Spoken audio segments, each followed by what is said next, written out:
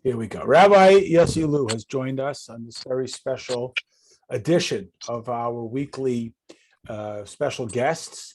And I asked him, and I want to thank him for saying yes right away and not giving me a story like most people about how I'd love to, but, and et cetera, et cetera.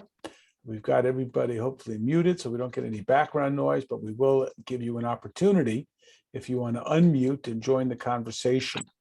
This Shabbos, as everybody is already aware, and as we just watched just a brief video, is the 28th anniversary of the Rebbe's passing.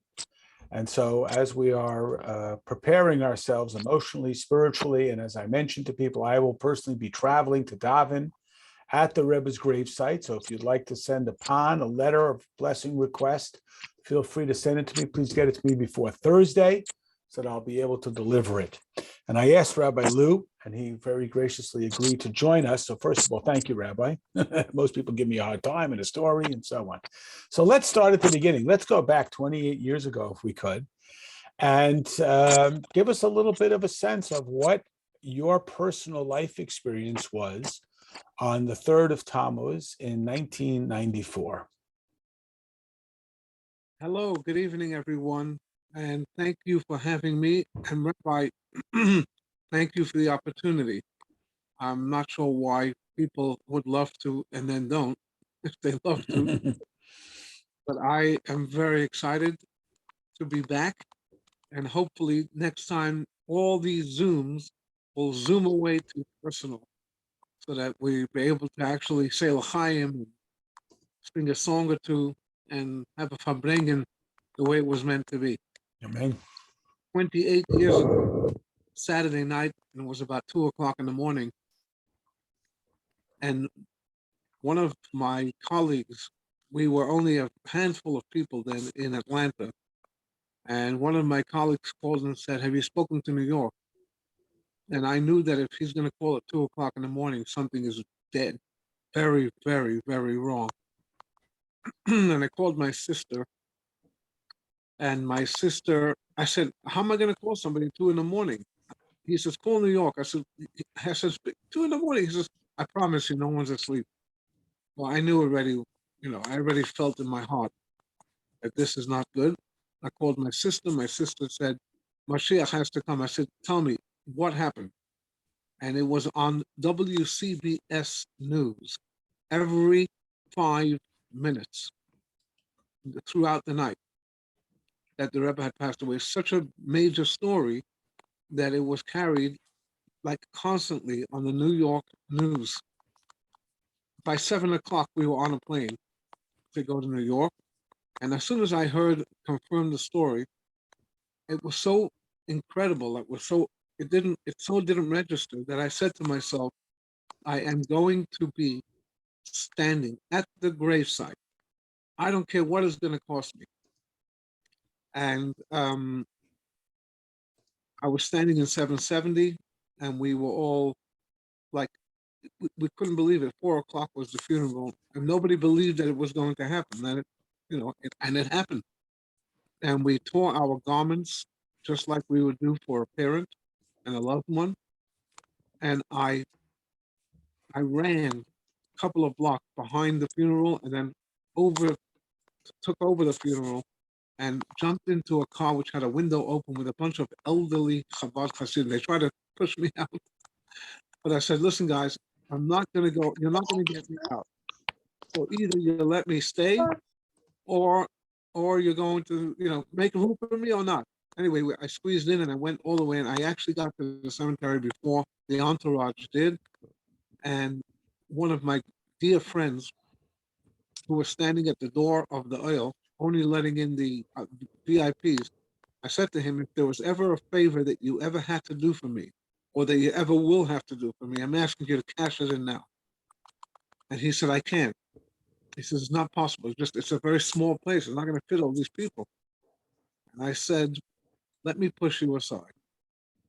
And which is what he did. And I was in there. I stood where the tombstone is. That's where I stood during the Rebbe's funeral. And I was there, and I actually, was there from beginning to end. And I can tell you that no tears came out of my eyes. and out of many of our eyes. It took me months for this to really sink in because it wasn't the reality that we had trained ourselves to believe. We believe that Mashiach is going to come and this is just going to end up in Israel and happily ever after kind of thing. And we actually bought a one-way ticket to New York then because we were totally confused and we didn't know, what's going to be the future. We knew there would be a future. We did not know what. Nobody knew what.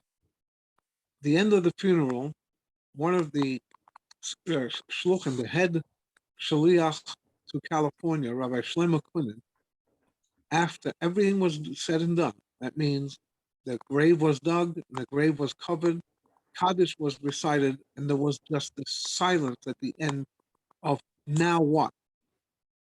And with a strong, confident voice, he said, Rebbe, I swear to you, he said this in Yiddish, ich schwör zu dir, I swear to you that not one of your institutions will close, and that we will build, and we will rebuild, and we will continue on, and we will bring Mashiach. We are going to do that. And that was like goosebumps are on me now when I remember back to that unforgettable moment of let's not forget, despite the deep hole that was in the hearts of every single Chabadnik, that this is not an end. This is only an encouragement to bring the Rebbe back. Unfortunately, it's taken 28 years and he's not back yet. But what is fortunate is that nobody forgot that oath that he proclaimed on behalf of all of us to build and to grow. And it is unreal. It's unfathomable how it's grown, and it's impossible to imagine. It was impossible to imagine then how the Rebbe's impact and influence not only hasn't died, but has grown increasingly stronger and more alive than ever possibly imagined. Just to jump in and share a memory, there was a man who lived here in the community. He's since made Aliyah. People may remember him here. His name was Shmuel Prater. He lived here in the neighborhood with his wife and children. And his mother lives in Connecticut. And although she's not necessarily a Chabad chassid, but early that morning, when she realized what was happening, she immediately set up her VCR. You still remember what that is.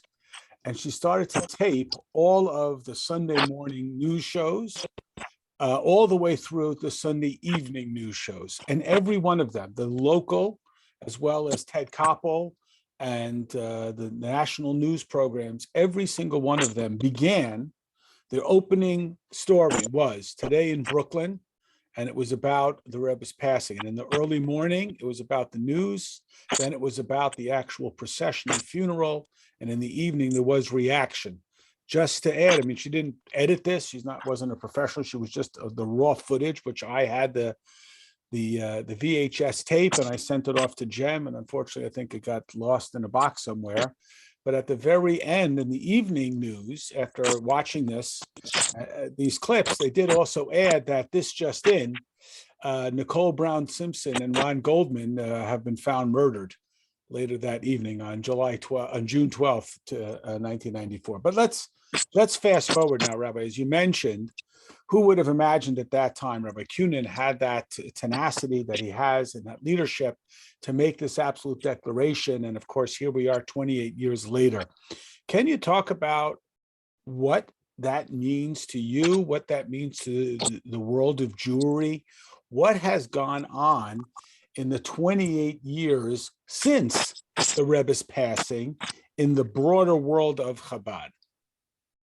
So I'll share with you a story. I wasn't planning to share this story, and the real story should take about a half hour to tell. So I'm going to miss out all of the juicy opportunities here, and I'm hoping that next year you'll bring me out so I can spend the time telling all these stories. But I received a call at Chabad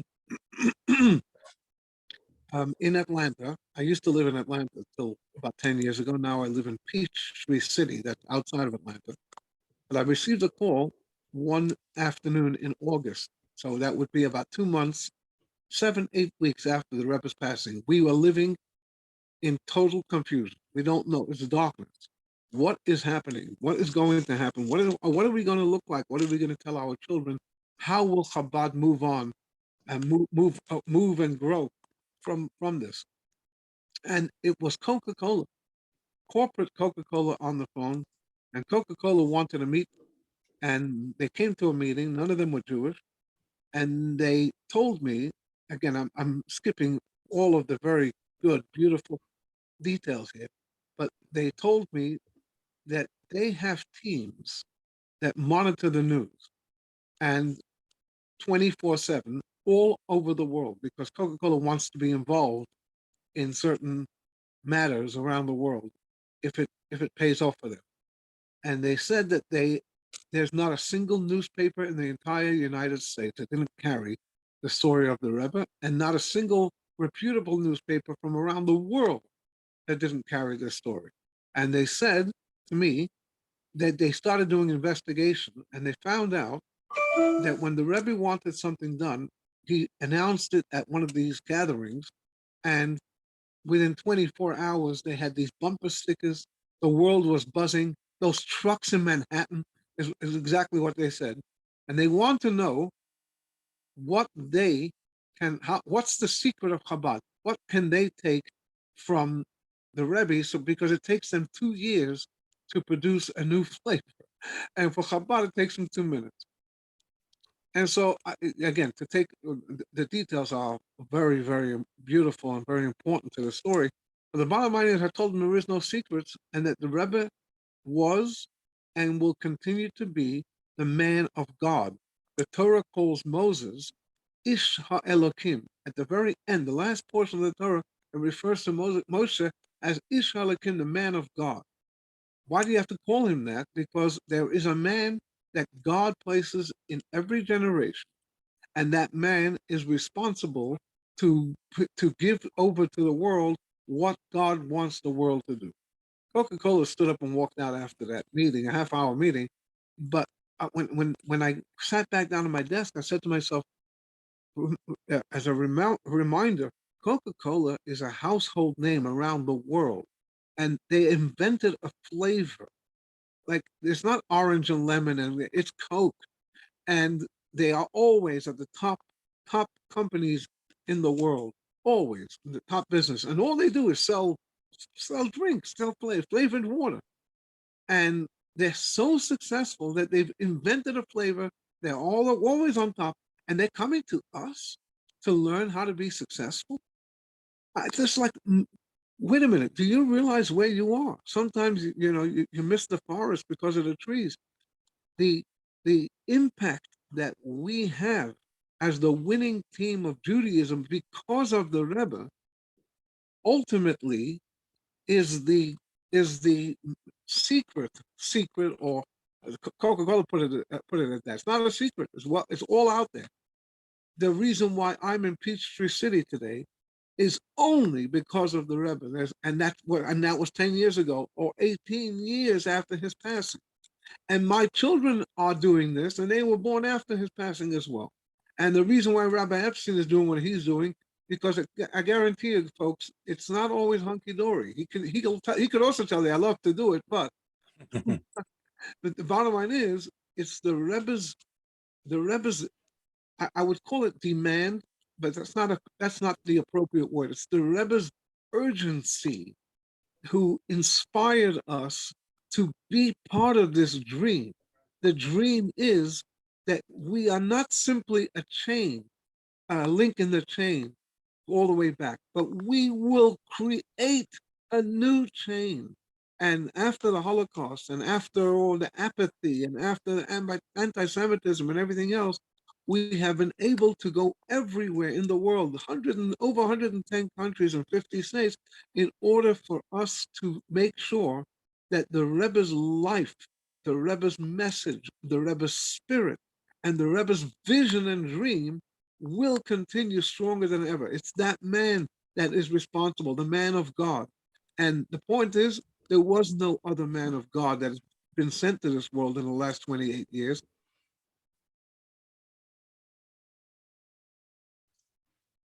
You cut out on us there, Rabbi. I'll jump in, though. You mentioned about Coca-Cola coming, and there's a common saying in Chabad that when you travel the world, there's two things that you'll always find: Coca-Cola and Chabad. And it's actually true, because Coke finally caught up to Chabad, and they're now in Russia. For many, many years, that was a puff compliment to Coke, to think that they would have the reach that Chabad had, but they weren't in the Soviet Union. Now they finally caught up. And it's been explained that the difference is Coke is successful because they keep their formula a secret. And Chabad is successful because we don't keep it a secret. We can't wait to give it away. Just have the slightest suggestion that you're mildly interested, and we'll be at your door with tefillin, mezuzahs, sign your kids up for camp, kasha your house, and so on. I want to pick up on something that you mentioned there. You talked about your children. 28 years is a long time. Who has a memory of when they were 2 or 3 years old? So you'd have to be, at this point, probably close to 40 to really have a genuine memory of being in the Rebbe's presence. I'm blessed. My older daughters did get $1 from the Rebbe, but I don't know that they have a conscious memory of it. We've talked to them about it. They have the pictures and so on. And yet we see these young people, 25, 30, 35, so much more enthusiastic. Can you talk a little bit about the impact the last 28 years has had, when we remember the articles being printed after the Rebbe's passing about this is the end of Chabad, and it's gonna fizzle, it's gonna wither. And I don't think it was written by nasty people, and I don't think it was written by dumb people, and I don't think it was an unreasonable conclusion. But yet here we are. Can you talk a little bit about the impact of the last 28 years on the young people born either after Gimel Tammuz or just before it. I'll begin by saying that when I was a yeshiva boy and growing up around the Rebbe, there were a lot of people who had cameras and video cameras, and they were recording this. And it got annoying to many of us, because a lot of these people were in the Rebbe's face, so to speak, and sometimes it was more than that. And to us, it felt like a big chutzpah. The Rebbe, though, in his very early years, protested all of this, but later the Rebbe was told by these people that this is their livelihood, and the Rebbe was always a gentleman and always nice. But what really came out of this is that there has never been, not in the past and not in the present, a leader of the Jewish people whose words have been recorded, not just in writing, but also in audio and in video. It's just never happened. And there are thousands of hours of the Rebbe talking from the 70s and on, and that is available to us. And this has been, I think, what has saved the Hasidim. Regarding the people who are out there, so the Hasidim have gone out and spread the word. But the people, when we grow up, we can't send our children to 770 to hear the Rebbe speak. But in our homes, we have video machines, and we watch every Saturday night some clips of the Rebbe, which are available today all over the place. And it's not available from anybody else, not from the Alter Rebbe, or not from other Hasidic groups, not from other non-Hasidic groups. It's just not available from the great leader, the man of God. And there was certain Farbrengens when I was too young to appreciate them personally, and certain times in certain Farbrengens, some very special moments unfolded between the Rebbe and the Hasidim. One of them was when the Rebbe's 70th birthday, and they sang a song that was very, very powerful. The singing was powerful, and the Rebbe reacted to that. The only time he ever reacted to something like in that way was, he said, "I was waiting for a moment, and the moment came." And It's 1972, just as said at the time, right? We're talking about 1972. Right, and I was all of 8 years old. I remember the moment, but I don't recall what was going on. what was said and so on. And I watched this video only about 15 years ago when it was released. And I spent the entire night watching this over and over again because I asked all the people there, explain this to me, what was the moment? And nobody could really express it. And then I watched over and over again and I got it. And when I went back to all these people that I asked, they said I was right. What did I get? I found out, I realized, I experienced it, that they were all screaming to the Rebbe, I love you. And the Rebbe took this love. I mean, it was a Hasidic song, but you can see on their faces and you can see with their expressions. And the Rebbe said, you love me. I was waiting for this moment. Now let me tell you what I want you to do. Rebuild the whole Lubavitch. There was nothing compared to I want 71 new institutions. It would be like the Rebbe would, this is 50 years ago, it would be like the Rebbe would say today, I want 10,000 new institutions in a year. It was unfathomable. And it was more than 70 by the end of that year. And I was able to pick that up because I put myself there. What I'm trying to say is that you can sometimes turn on the video and be there. You can call me a fantasist and you can call me a dreamer or a wacko, and you'll probably be right in all three instances. But I've told this to people. Go close up your phone and just open up a video for 3 or 4 hours. There are many of them on YouTube, gemmedia.tv. I mean, they're just sharing with everybody where they can find hundreds of videos. Hours and hours of footage with English subtitles, and you will find yourself caught up in this atmosphere. And that's what I tell my children. My children, some of them have complained that, it's all fine and good, but, at the end of the day, the video machine goes off, and when I feel like I need something, but, I don't have the dollar, I don't have the presents. But they all know that when you go to the aisle, to the Rebbe's resting place, it is that. With the feelings that we got passing the Rebbe physically are those feelings that you get when you go into the aisle. If you prepare yourself properly. I've taken groups with me from Peachtree City, and people have seen just incredible things and felt incredible feelings. So 28 years later, it's a long time, but somehow we can still get there. We can still recreate the atmosphere of a Farbrengen with the Rebbe, of being in the Rebbe's presence if you visit the Rebbe's resting place, of studying the Rebbe's Torah and being inspired and uplifted by the way he takes God's words and makes them so practical and personal. Beautiful.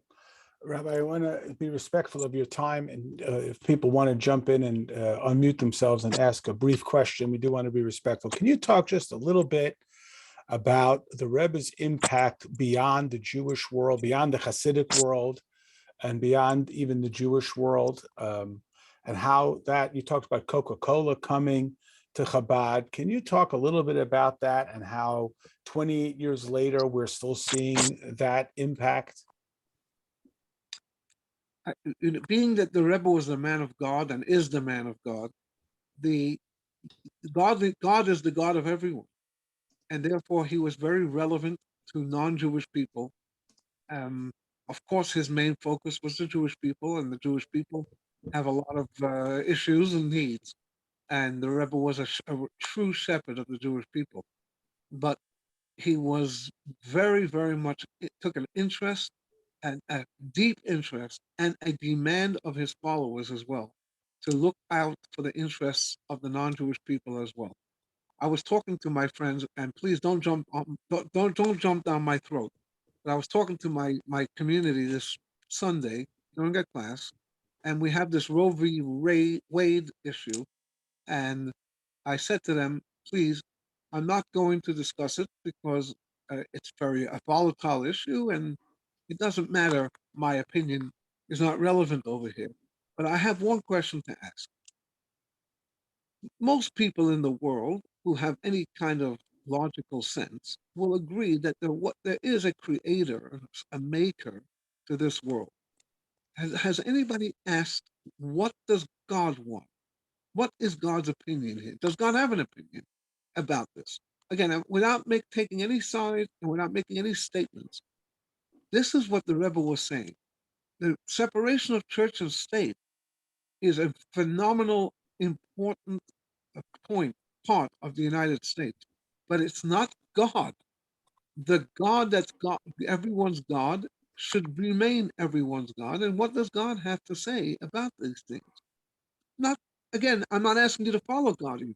I'm just asking you to think about God. And that's what the Rebbe was saying.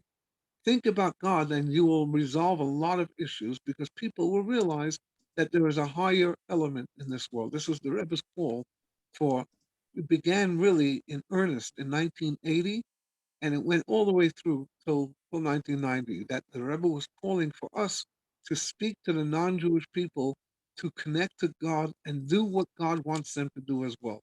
And this is in my Chabad house. I live in the boondocks because I'm in the south of the South. I live south of Atlanta, where there is no other Jewish infrastructure. And I won't be exaggerating if I tell you that at least once a week, if not more, I'm getting non-Jewish people to come over for a meeting. They are very curious about God, about creation, about their own religion. They don't understand what Christianity is even. And I haven't made converts to Judaism, but converts to God, yes. Just to share a quick story, the Rebbe passed in 1994 on the 3rd of Tammuz. This Shabbos is the 3rd of Tammuz. In 2000, on the 3rd of Tammuz, my daughter, Razi, who many of you know, was born. Her birthday is the 3rd of Tammuz. A day or so after she was born, we had this, visiting nurse came. And this woman comes into the house. And as you can imagine, this woman was as middle America, as sort of baseline middle America as you could imagine, not ethnic, just absolutely America. She walks into my house because she's coming to do some sort of wellness visit and checkup, and she sees our picture of the Rebbe, and she says to me totally casually, "Is that the Rebbe?" She doesn't say, "Is that Rabbi Schneerson?" She doesn't say, "Is that rabbi?" She said it so casually that I just responded, "Yes." And then I was like, "What? 1 second. How do you know who the Rebbe is?" And she says, this woman, and I'm pretty confident that I'm not even making this up, that her name was Mary Smith. If you can get a more typical American name, and I don't think I'm exaggerating. She said, "I was at his funeral." I said, "What?" So she told me that her husband is from Queens, New York, which is where the Ohel is. And she said that day, it was, as the rabbi mentioned, it was all over the news. And they were talking about it so much, they said, "This is a great man. We should go and show that we have respect for this man. We should go to this funeral." And they didn't understand what they were going to be getting near, the thousands of people. But she said she was there. Her and her husband's family lived there near the Ohel, and they walked to watch the procession. And this made such an impact. It was 6 years almost to the day later, and she said to me, "Is that the Rebbe?" Not Rabbi Schneerson, is not that rabbi. She said it, and she said it so naturally that it didn't even startle me at first until I said, "1 second, how do you know who the Rebbe is?" Which, of course, is something I shouldn't be that surprised. As I mentioned, just to remind everybody, I am, God willing, going to the oil. If you'd like me to bring along a bracha request, please get it to me by Thursday. I'm leaving early Friday morning, but please send it to me, and I would be honored to bring it and deliver it. And of course, you can email it and fax it. And on Shabbos, we're having a Farbrengen here with special guest speakers, as they are in all of the shuls. I want to thank Rabbi Lew. If somebody has a specific question or something, they can jump in. Otherwise, we do want to be respectful of the rabbi's time. Thank you. And as you said, next year, we shouldn't just bring you to Chicago, but we should all be in Yerushalayim with the Beis HaMikdash. And we can talk about how Yehoshua stopped the sun from setting on Gimel Tammuz, and how the Frierdiker Rebbe was released from initially from prison on Gimel Tammuz, and Razi's birthday on Gimel Tammuz, and the happy and joyous things. So we thank you very much, Rabbi. Remind everybody, tomorrow night, another good way. We're going to learn our mimer, continuing on, and Thursday night with Parsha. Rabbi, thanks again. This is the third time we've had you on. I hope you're not getting irritated with us, but we're enjoying all of your words, and we look forward to seeing you in happy and joyous times. Any questions? Anybody want to jump in? Please do. Okay, we're shy group. You've answered all our questions. All right. Good Have a night. good one, everybody. And, Thank you so much for the opportunity. It Thank was you for joining us. Truly appreciate it. We'll send out the recording. We'll see you tomorrow night. Zagison, thank you 1,000 thank yous.